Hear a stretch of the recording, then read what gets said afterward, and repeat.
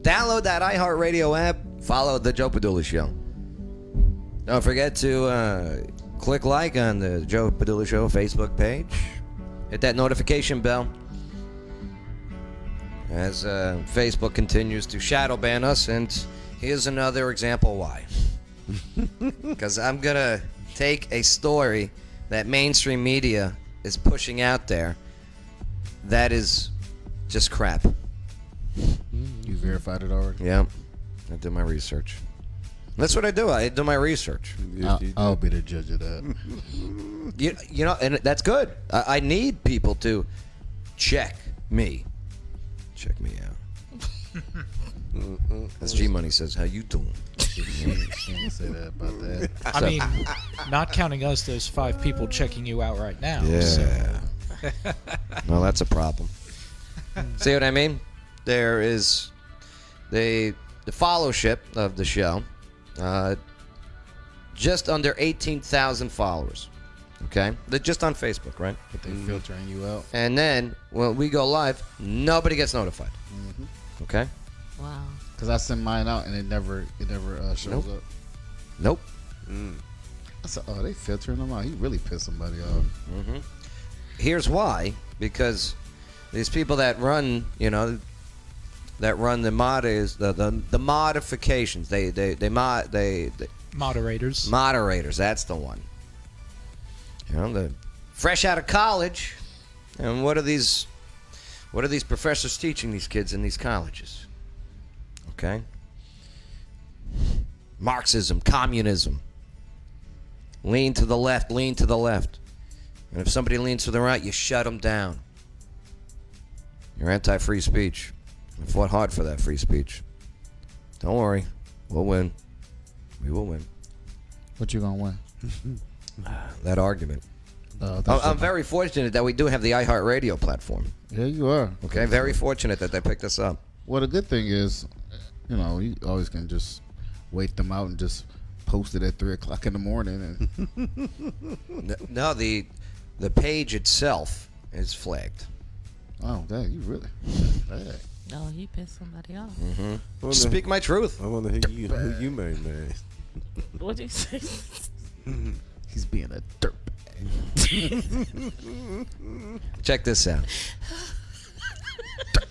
The Atlantic. Here, let me get it up on the screen here. So, hey, the only way we can help fight that, because I need you, my battle buddies. Share this on your timeline. Don't worry, they won't flag you. Now, did he say it or they misinterpret it? Which one is it? Because he does say a lot and is misinterpreted sometimes. The Atlantic. A lot of times he just be saying it. Anonymous sources. Oh, never mind. I don't even like anonymous sources. Do you know what I mean? I'll give you that. I do not like that. Okay. Like, if you gonna say something, stand on 10 toes down. Let's go. That's right. From 2 years ago in 2018. Yeah, I'm done already. Okay. Coach, I know. And I'm not. And you're not even. I hear you. I'm an independent. Let's make that clear. But I ain't about all that 2009. You know what I did in Never mind. Yeah, you know what I'm saying? Like, okay, so the Atlantic. It's a publication that it's not doing very well. I was looking at the numbers, and they say that the Atlantic here. All right. Let me get the exact quote, and I'll pull it up for you guys. He said it. 2018. Oh, where's intern Shade? I clicked the wrong one. There he is. All right. President Donald Trump. Well, he said that he didn't say anything where the Atlantic, okay, citing anonymous soldiers, claimed the president described them as losers and suckers. So here.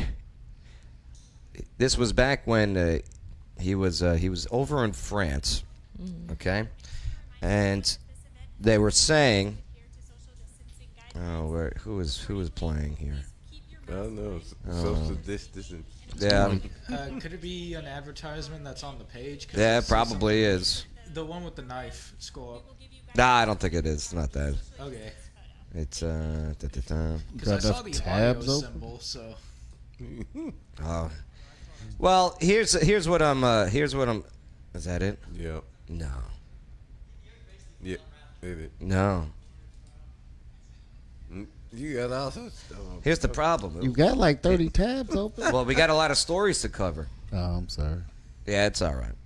So, nonetheless. Oh, it's my computer. Oh, my goodness.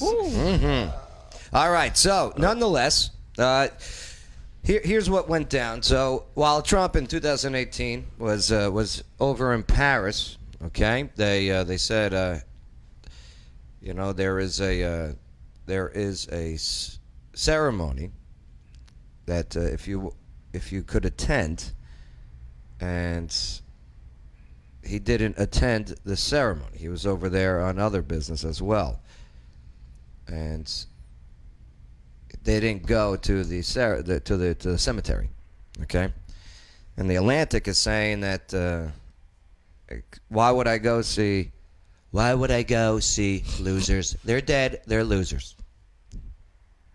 Really? That's what you're putting out there? And then the Atlantic, as I read the article, laughed a lot, said that that Trump said that why did the Americans pick the side of the Allies? You know what I mean? So it's just all fake news. And here's what really happens. As I did my research, go digging. Okay, so Jason Leopold here. Okay. So Jason, he goes, regarding the story, I obtained documents from the Navy, okay, via the FOIA, Freedom of Information Act, about Trump's 2018 trip, okay, and the Marine Americans Cemetery near Paris. And the documents say that his transport was canceled by the Navy due to weather. He didn't go there because of the weather, not because they're losers. And here's why they're doing this now, okay, from the story from 2018.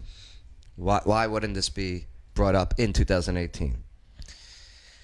Well, look at these numbers. Trump's approval rating at 52%. The media, very biased media, mainstream media, absolutely. We could argue that all day, but I promise you I'll win that with examples upon examples upon examples. But now, 52%, because people are tired of destruction and rioting, and who's been calling out law enforcement since day one of the riots? It's President Donald Trump. And now he's at a 52%. Yeah, I know Joe Biden's calling it out now, but he wasn't up until he saw 52%. And he's like, oh boy. Well, I don't think he said that. Whoever's controlling that guy over there, because he's not all there. And he is not all there. Yeah, so it's crazy. It's crazy. Just putting it out there, it's fake news. It's fake news. Coach, why always the fake news with the media? Well, as I previously stated, I'm not entertaining anything from 2018. Whether it's pro or against, it's 2020. We're in the middle of a pandemic. People need to do their research and vote their conscience and the facts that they find and what they feel most comfortable with. But news from 2018 on something so petty is too much going on right now.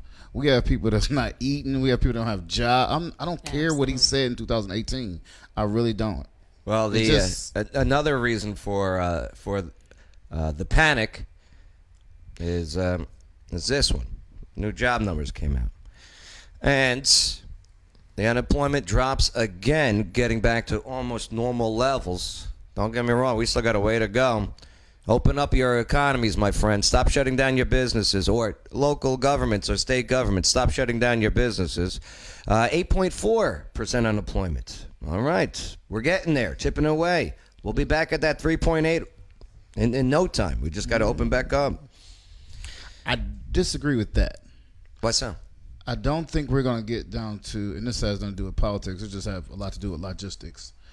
I see that so many businesses got hit so hard that a lot of them can't recover. Like when I traveled to South Carolina. I went to D.C., Maryland, and New York.